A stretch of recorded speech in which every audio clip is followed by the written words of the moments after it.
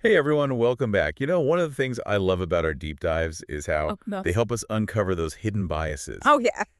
The ones that can really mess with our self-improvement efforts. Mm, And today we're tackling a big one, okay. the Dunning-Kruger Effect. Right? Have you ever heard of this one? Oh, absolutely. It's a fascinating concept. Lay it on us. Yeah, so in essence, the Dunning-Kruger effect describes this cognitive bias Okay. where people who are less competent in a particular area, Hmm. they tend to overestimate their abilities. Oh, interesting. It's almost like they're lacking the self-awareness Yeah. to accurately judge their own skills. Okay, so let's say I decide to pick up knitting. Okay. Based on what you're saying, if I'm terrible at it, Uh, like dropping stitches and yeah, creating a tangled mess, right. I might actually think I'm doing a pretty decent job. That's the gist of it. And the irony is, Yeah. the less skilled you are, Uh-huh. the more likely you are to have this inflated sense of competence. Whoa. And it's not that you're intentionally being delusional or anything. Right. It's more about a lack of understanding of what true competence in that area actually looks like. I see. I see. I can see how that would be a problem, especially for those of us who are constantly striving to learn and grow. Right. You think you're making progress, but you might be totally off track because Yeah. you're not even aware of your own shortcomings. Exactly. And the original research on this was actually pretty humorous. Oh, really? Back in 1999, Okay. David Dunning and Justin Kruger, they did a study where they tested participants on their logic, grammar, and humor skills. Uh-huh. Okay. And get this, those who scored in the bottom quartile, meaning they performed quite poorly, Oh, no. they vastly overestimated their abilities. So they were basically bombing the tests, Pretty much. but they thought they were doing way better than they actually were. They thought they were in the 62nd percentile, Oh, wow. when in reality, their scores put them in the 12th. Ouch. Talk about a reality check. Yeah, big time. Now, I know some people might hear this and think, oh, so you're saying incompetent people are just as confident as experts. Right, right. But that's not really what the Dunning-Kruger effect is about, is it? You're right to point that out. Yeah. It's not about equal levels of confidence. Gotcha. It's about the degree of overestimation. Mm-hmm. People with more expertise are generally better at assessing their own abilities. Yep. Although they can still underestimate themselves sometimes. Sure. The key point is that those with lower competence tend to overestimate their skills to a greater extent. That makes sense. So it's like everyone has the potential to misjudge their abilities, but it's more pronounced in those who lack experience or knowledge in a specific area. Precisely. Okay. It's all about having a realistic view of where you stand. Right.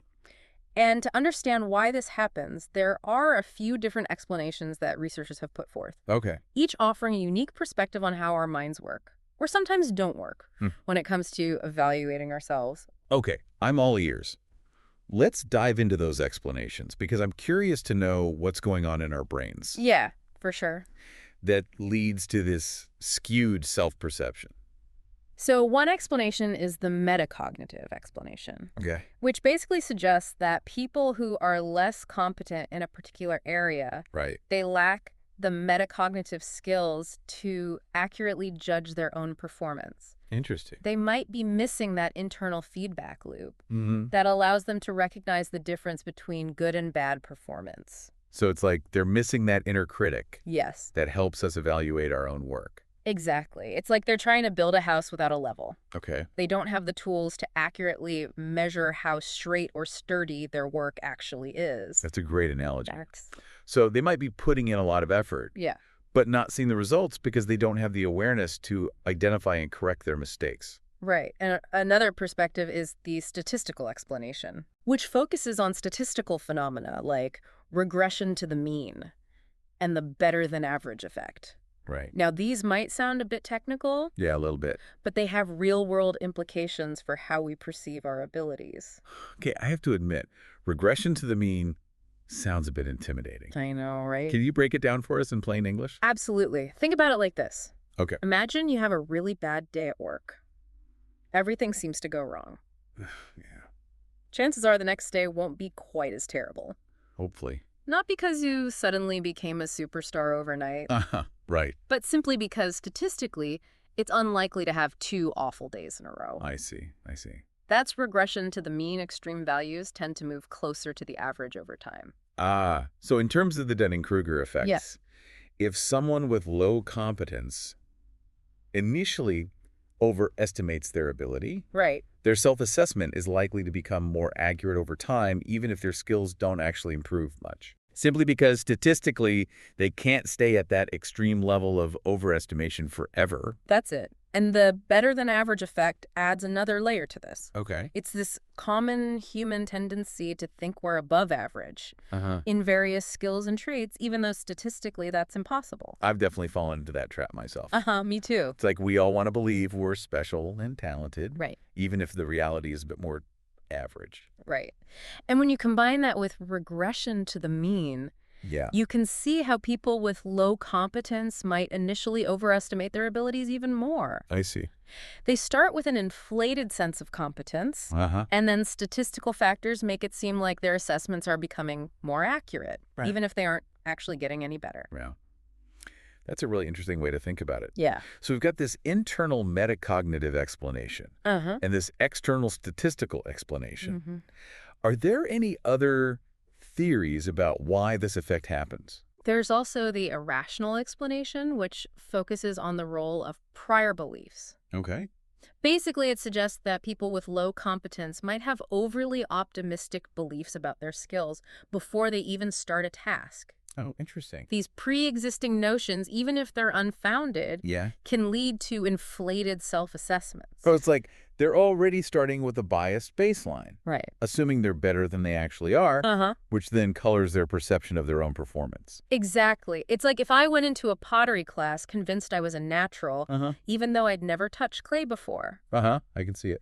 That initial overconfidence might make me interpret my wobbly, lopsided pots as signs of artistic genius. Totally. Okay, so we've got these three different explanations, each shedding light on why people might overestimate their abilities. Right. But what does this all mean for us, especially those of us who are passionate about self-improvement? That's a great question. Why should we even care about this effect? That's the key question, isn't it? And the answer is, Yeah. the Dunning-Kruger effect can have some serious consequences in our lives, Oh. especially when it comes to making important decisions. Oh. Think about it. If we're not aware of our own limitations, we might end up making choices that aren't in our best interest. Oh, for sure. Like, imagine someone deciding to become a surgeon because they're super confident in their natural talent, Right. even though they haven't actually gone to medical school. Yeah, that's a pretty extreme example. Yeah. But it highlights the point perfectly. Yeah. The Dunning-Kruger effect can lead to poor decision-making across various areas of our lives, Absolutely. from career choices to personal relationships. And it can be especially problematic in fields where self-assessment plays a critical role. Right. Okay, so give me a real-world example. Sure. How might the Dunning-Kruger effect show up in, say, vocational counseling? Okay, so imagine you're a career counselor Okay. and you're working with someone who's convinced they'd excel as a financial analyst. They're super confident in their math skills and their ability to handle complex data. Mm-hmm. But when you dig a little deeper, Yeah. you realize their understanding of finance is actually quite limited. So they might be overestimating their abilities based on a surface-level understanding of the field? Exactly. And if they're not willing to acknowledge those limitations, Yeah. they might end up pursuing a career path that ultimately leads to frustration and disappointment. That makes a lot of sense. Right. It's like they're setting themselves up for failure because they haven't accurately assessed their skills and knowledge. And it's not just about career choices. Right. Think about evaluating information literacy skills. Okay. In today's world where we're bombarded with information from all directions, Oh, yeah. it's crucial to be able to critically evaluate sources and identify misinformation. Oh, absolutely. With all the fake news and online echo chambers out there, being able to think critically and discern fact from fiction is more important than ever. But if someone is overconfident in their ability to spot fake news or bias, Right. they might be more susceptible to falling for misinformation. Yeah. They might think they're savvy enough to navigate the online world, but in reality, they're lacking the skills to accurately assess the information they're consuming. That's a scary thought. It is. It's like they're walking through a minefield of misinformation without realizing the danger. And here's the real kicker. What's that? The Dunning-Kruger effect can actually hinder self-improvement. Oh, how so? Think about it. If you're unaware of your shortcomings, You're less likely to see the need to improve. It's like a vicious cycle. Exactly. You overestimate your abilities so you don't see the need to put in the effort to learn and grow, Yeah. which keeps you stuck at a lower level of competence. Exactly. And that's why understanding this effect is so crucial, Right. especially for people like our listeners Yeah. who are actively engaged in self-improvement and the pursuit of knowledge. So how do we break free from that cycle? Well, the first step is Okay. awareness. Okay. Simply knowing about the Dunning-Kruger effect Right. can help us be more mindful of our own potential biases. Okay. It's like having a mental warning sign that says, hey, you might be overestimating yourself here. Proceed with caution. I like that. That's a great point. Yeah, It's like that saying, the first step to solving a problem is admitting you have one, right. but awareness is just the beginning, right? Right. What else can we do to mitigate the impact of this bias?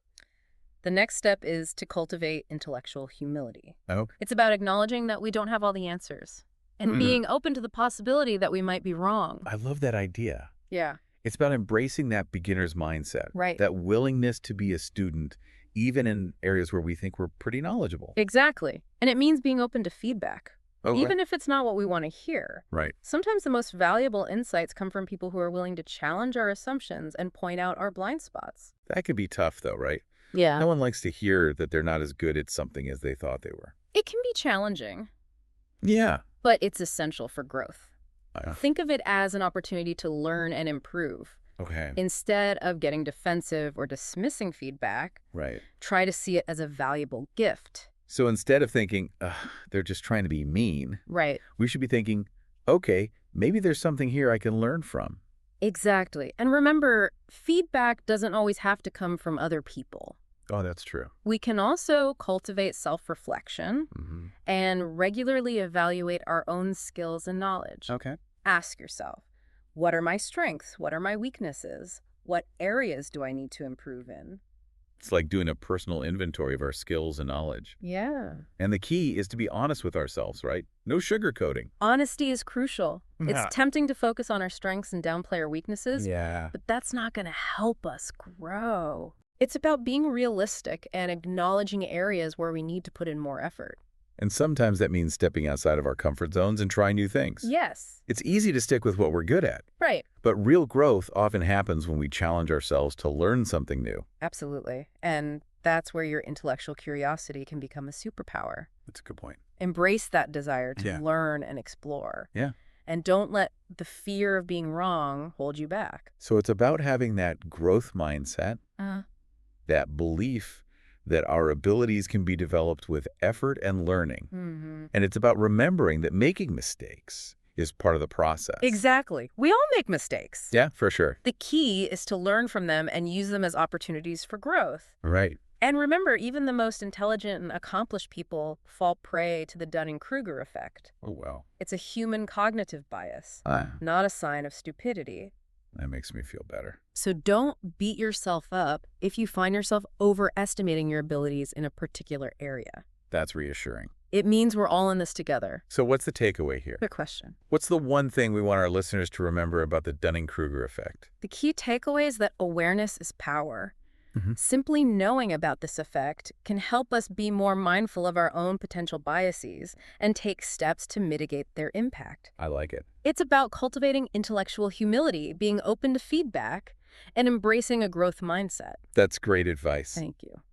So as we wrap up our deep dive into the Dunning-Kruger effect, I want to leave you with a final thought.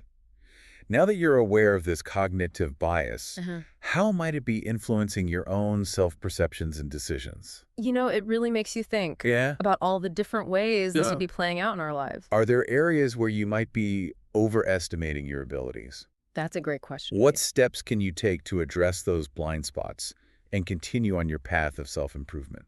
I think a good starting point is Yeah. to really think about those areas where you feel most confident. Okay. And maybe challenge yourself a little bit. Yeah. Ask yourself, is this confidence based on actual skill and knowledge?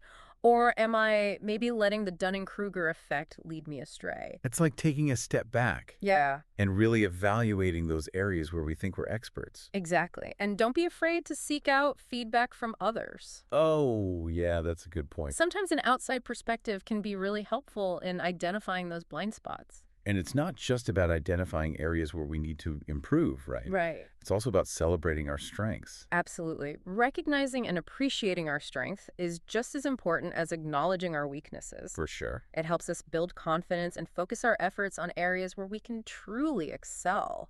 So it's about finding that balance, being honest with ourselves about both our strengths and weaknesses, Mhm. and using that knowledge to guide our self-improvement journey. It's like having a roadmap for personal growth. Yeah, I like that. We can use this awareness of the Dunning-Kruger effect to navigate our way toward greater knowledge, skill, Yeah, and ultimately fulfillment. I love that analogy. Yes. It's like we're all explorers on a quest for self-improvement. Right. And this knowledge is like a compass that helps us stay on course. And remember, it's a journey, not a destination. That's a good point. There's always more to learn, more to discover, and more ways to grow. Well, I think this has been an incredibly insightful deep dive. It has been fun. I know I've learned a lot about myself and how to approach my own self-improvement efforts with a bit more humility and awareness. I'm glad to hear that. To all our listeners out there, keep that intellectual curiosity burning bright. And remember, a little bit of self-awareness goes a long way. Absolutely. Until next time, keep diving deep.